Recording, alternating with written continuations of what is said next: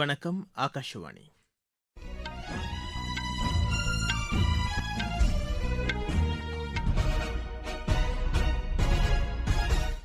செய்திகள் வாசிப்பவர் முகமது. தலைப்புச் செய்திகள். அமெரிக்க வெளியுறவு அமைச்சர் திரு மார்க்கோ ரூபியோ வெளியுறவுத்துறை அமைச்சர் திரு ஜெய்சங்கருடன் இன்று பேச்சு நடத்துகிறார். சுகாதாரத்துறையில் இந்தியா முன்னணி நாடாக உருவெடுத்து வருவதாக அத்துறைக்கான அமைச்சர் திரு ஜே பி நட்டா தெரிவித்துள்ளார். கம்போடியாவில் நேரிட்ட இருவேறு சாலை விபத்துகளில் 14 பேர் உயிரிழந்தனர். வட மாநிலங்களில் அடுத்த 3 நாட்களுக்கு கடும் வெப்ப அலை வீசக்கூடும் என்று வானிலை ஆய்வு மையம் தெரிவித்துள்ளது. 23 வயதுக்குட்பட்டோருக்கான ஆசிய மல்யுத்த சாம்பியன் போட்டியில் இந்தியா 2 வெள்ளிப் பதக்கங்களை வென்றது. இனி விரிவான செய்திகள். அமெரிக்க வெளியுறவு அமைச்சர் திரு மார்க்கோ ரூபியோ வெளியுறவுத்துறை அமைச்சர் திரு ஜெய்சங்கருடன் இன்று பேச்சு நடத்துகிறார். புதுதில்லியில் நடைபெறும் இந்த பேச்சுவார்த்தையில் அமைதி மற்றும் பாதுகாப்பு குறித்து விவாதிக்கப்படும் என்று எதிர்பார்க்கப்படுவதாக எமது செய்தியாளர் தெரிவிக்கிறார். 4 நாள் அரசுமுறை பயணமாக இந்தியா வந்துள்ள திரு மார்க்கோ ரூபியோ குவாட் வெளியுறவு அமைச்சர்களின் ஆலோசனைக் கூட்டத்திலும் பங்கேற்கிறார். இது தொடர்பாக சமூக வலைதளத்தில் அவர் வெளியிட்டுள்ள பதிவில் அமெரிக்காவின் நட்பு நாடாக இந்தியா திகழ்கிறது என்று குறிப்பிட்டுள்ளார். பிரதமர் திரு நரேந்திர மோடியுடன் மேற்காசியாவில் நிலவும் சூழல் உட்பட மண்டல மற்றும் சர்வதேச விவகாரங்கள் குறித்து பரஸ்பரம் கருத்துக்களை பகிர்ந்து கொண்டதாக திரு மார்க்கோ ரூபியோ தெரிவித்துள்ளார். சுகாதாரத்துறையில் இந்தியா முன்னணி நாடாக உருவெடுத்து வருவதாக அத்துறைக்கான அமைச்சர் திரு ஜே பி நட்டா தெரிவித்துள்ளார். புதுதில்லியில் நேற்று நடைபெற்ற தேசிய மருத்துவ அறிவியல் தேர்வு வாரியத்தின் பட்டமளிப்பு விழாவில் உரையாற்றிய அவர், நாடு முழுவதும் சுகாதாரத்துறை கட்டமைப்புகளை வலுப்படுத்துவதற்கும் சுகாதார சேவையில் உள்ள சவால்களுக்கு தீர்வு காண்பதற்கும் இளம் மருத்துவர்கள் முக்கிய பங்காற்ற வேண்டும் என்று வலியுறுத்தினார். துறை சார்ந்த நிபுணத்துவம், புதுமை கண்டுபிடிப்புகள், உறுதியான செயல்பாடு ஆகியவற்றின் மூலம் சுகாதாரத்துறையின் முன்னேற்றத்திற்கு மருத்துவர்கள் பங்களிக்க வேண்டும் என்று அவர் கேட்டுக் கொண்டார். சுகாதார உட்கட்டமைப்பு வசதிகளை மேம்படுத்துவதுடன் மருத்துவர்களுக்கு உரிய பயிற்சி அளிக்க வேண்டியதன் அவசியத்தையும் அவர் வலியுறுத்தினார். வளர்ச்சியடைந்த இந்தியாவிற்கான இலக்குகளை எட்டுவதில் சுகாதாரத்துறை முக்கிய பங்கு வகிப்பதாகவும் இதனை கருத்தில் கொண்டு மருத்துவர்கள் செயலாற்ற வேண்டும் என்றும் திரு நட்டா கேட்டுக் கொண்டார். விமானங்கள் மற்றும் விண்வெளி உற்பத்தி துறையில் இந்தியா அமெரிக்கா இடையேயான ஒத்துழைப்பை மேம்படுத்துவது குறித்து ஆலோசனை நடத்தப்பட்டு வருவதாக மத்திய வர்த்தகத்துறை அமைச்சர் திரு பியூஷ் கோயல் தெரிவித்துள்ளார். இது தொடர்பாக சமூக வலைதளத்தில் அவர் வெளியிட்டுள்ள பதிவில், புதுதில்லியில் போயிங் விமான நிறுவனத்தின் துணை செயல் தலைவர் உடனான சந்திப்பு ஆக்கப்பூர்வமாக இருந்தது என்று குறிப்பிட்டுள்ளார். திறன் மேம்பாடு, புதுமை கண்டுபிடிப்புகள் உள்ளிட்ட துறைகளில் உள்ள வாய்ப்புகளை பயன்படுத்திக் கொள்வது குறித்தும் விவாதிக்கப்பட்டதாக அவர் தெரிவித்துள்ளார். உற்பத்தி மற்றும் பொறியியல் துறையில் உலகின் நம்பகமான நாடாக இந்தியா உருவெடுத்து வருவதாக திரு பியூஷ் கோயல் கூறியுள்ளார்.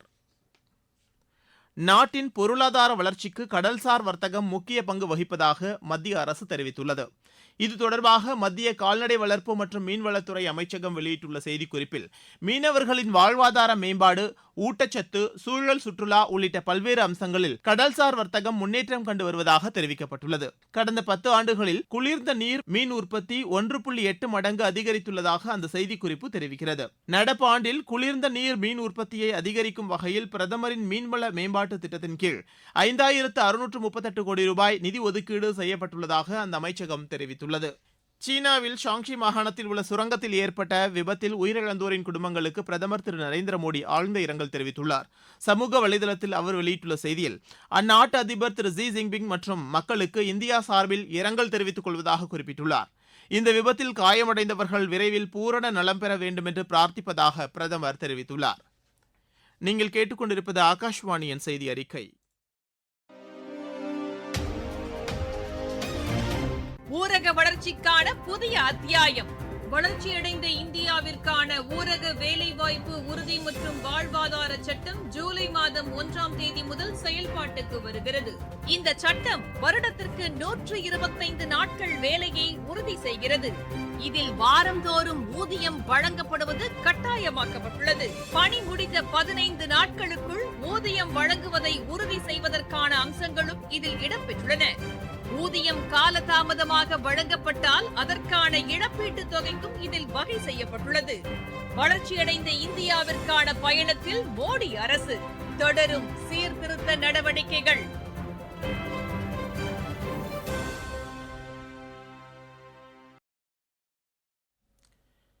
கம்போடியாவில் நேரிட்ட இருவேறு சாலை விபத்துகளில் 14 பேர் உயிரிழந்தனர். 93 பேர் காயமடைந்துள்ளனர். காம்பாங் சினாங் மாகாணத்தில் உள்ள ஆயத்த ஆடை உற்பத்தி நிறுவனத்தில் பணிபுரியும் தொழிலாளர்களுடன் சென்று கொண்டிருந்த வாகனம் கனரக வாகனத்துடன் மோதியதில் இந்த விபத்து ஏற்பட்டதாகவும் இதில் 9 பேர் உயிரிழந்ததாகவும் அந்நாட்டு அரசு தெரிவித்துள்ளது. ஸ்வேரேங் பகுதியில் நேரிட்ட மற்றொரு சாலை விபத்தில் 5 பேர் உயிரிழந்தனர். கடந்த 2025ஆம் ஆண்டில் சாலை விபத்துகளில் உயிரிழந்தோரின் எண்ணிக்கை 1467 இருந்தது என்று அந்நாட்டு போக்குவரத்து துறை அமைச்சகம் தெரிவித்துள்ளது. பஞ்சாப், ராஜஸ்தான், உத்தரப்பிரதேசம், மத்திய பிரதேசம், பீகார், ஜார்க்கண்ட், சத்தீஸ்கர், ஒடிசா, தெலங்கானா உள்ளிட்ட பல்வேறு மாநிலங்களில் அடுத்த 3 நாட்களுக்கு கடும் வெப்ப அலை வீசக்கூடும் என்று வானிலை ஆய்வு மையம் தெரிவித்துள்ளது. ஆந்திராவின் கடலோர பகுதிகள், மேற்கு வங்கத்தில் உள்ள சமவெளி பகுதிகளில் இதே நிலை நீடிக்கும் என்று அந்த மையம் தெரிவித்துள்ளது. இதனிடையே இமயமலையை ஒட்டிய பகுதிகள், சிக்கிம், அசாம், மேகாலயாவின் ஓரிரு இடங்களில் கனமழை முதல் அதிக கனமழைக்கு வாய்ப்புள்ளதாக வானிலை மையம் தெரிவித்துள்ளது. நாகாலாந்து, மணிப்பூர், மிசோரம், திரிபுரா, அந்தமான் நிக்கோபர் தீவுகள், தமிழ்நாடு, புதுச்சேரி, காரைக்கால், கேரளம் மற்றும் லட்சத்தீவில் அடுத்த 2 நாட்களுக்கு கனமழைக்கு வாய்ப்புள்ளதாக அந்த மையம் தெரிவித்துள்ளது. தேசிய சுகாதார இயக்கத்தின் கீழ் மேற்குவங்க மாநிலத்திற்கு 527 கோடி ரூபாய் நிதியை மத்திய அரசு விடுவித்துள்ளது. சுகாதார கட்டமைப்புகள் குறித்து அம்மாநில முதலமைச்சருடன் பேச்சு நடத்திய மத்திய சுகாதாரத்துறை அமைச்சர் திரு ஜே.பி. நட்டா, உட்கட்டமைப்பு வசதிகளை வலுப்படுத்துவதற்கான அனைத்து உதவிகளையும் மத்திய அரசு வழங்கும் என்று கூறினார். இதனிடையே மேற்கு வங்கத்தில் ஆயுஷ்மான் பாரத் திட்டம் ஜூலை மாதம் முதல் செயல்படுத்தப்பட உள்ளது. ஈரானுடனான போர் நிறுத்த ஒப்பந்தம் மற்றும் ஹார்மோஸ் நீரிணை பகுதியில் தடையற்ற போக்குவரத்தை உறுதி செய்வது குறித்த அம்சங்கள் விவாதிக்கப்பட்டு விரைவில் இறுதி செய்யப்படும் என்று அமெரிக்க அதிபர் திரு டொனால்டு ட்ரம்ப் தெரிவித்துள்ளார். சமூக வலைதளத்தில் அவர் வெளியிட்டுள்ள பதிவில் இஸ்ரேல் மற்றும் இதர நட்பு நாடுகளுடன் இதுகுறித்து விரிவாக விவாதிக்கப்பட்டதாக தெரிவித்துள்ளார். இதனையடுத்து ஈரான் வெளியுறவு அமைச்சக செய்தி தொடர்பாளர் திரு இஸ்மாயில் பக்காய் அந்நாட்டு ஊடகத்திற்கு அளித்துள்ள பேட்டியில், ஹார்மோஸ் நீரிணை உட்பட போர் நிறுத்த ஒப்பந்தம் குறித்து அமெரிக்கா எந்தவொரு முடிவையும் மேற்கொள்ளவில்லை என்று கூறியுள்ளார். கடந்த மாதம் ஏப்ரல் 8ஆம் தேதி முதல் போர் நிறுத்த ஒப்பந்தம் அமலில் உள்ளதாகவும் நீண்டகால அமைதி பேச்சுவார்த்தையில் இரு நாடுகளும் ஈடுபட்டு வருவதாகவும் திரு இஸ்மாயில் பக்காய் குறிப்பிட்டுள்ளார். வெனிசுலா அதிபர் தேர்தலில் போட்டியிட திட்டமிட்டுள்ளதாக திருமதி மரியா கொரினா மச்சோடா தெரிவித்துள்ளார். இதுகுறித்து அவர் வெளியிட்டுள்ள அறிக்கையில், அதிபர் தேர்தலில் போட்டியிடுவதற்காக இந்த ஆண்டு இறுதியில் வெனிசுலா திரும்ப முடிவு செய்துள்ளதாக தெரிவித்துள்ளார். அந்நாட்டின் எதிர்க்கட்சித் தலைவர்களுடன் இதுகுறித்து தாம் விவாதித்ததாக திருமதி மச்சோடா குறிப்பிட்டுள்ளார். கடந்த டிசம்பர் மாதம் அவர் நாடு கடத்தப்பட்டிருந்த நிலையில் நார்வே சென்றிருந்த அவருக்கு அமைதிக்கான நோபல் பரிசு வழங்கப்பட்டது குறிப்பிடத்தக்கது. இந்தியாவின் சூரஜ் வசிஷ்ட், சாகர் சிங் வெள்ளிப் பதக்கம் வென்றனர். வியட்நாமில் டான் நாங்கில் நடைபெற்ற இப்போட்டியின் 23 வயதிற்கு உட்பட்டோருக்கான ஆடவர் 60 கிலோ எடைப்பிரிவில் சூரஜ் வசிஷ்டும் 67 கிலோ எடைப்பிரிவில் சாகர் சிங்கும் இப்பதக்கங்களை கைப்பற்றினர்.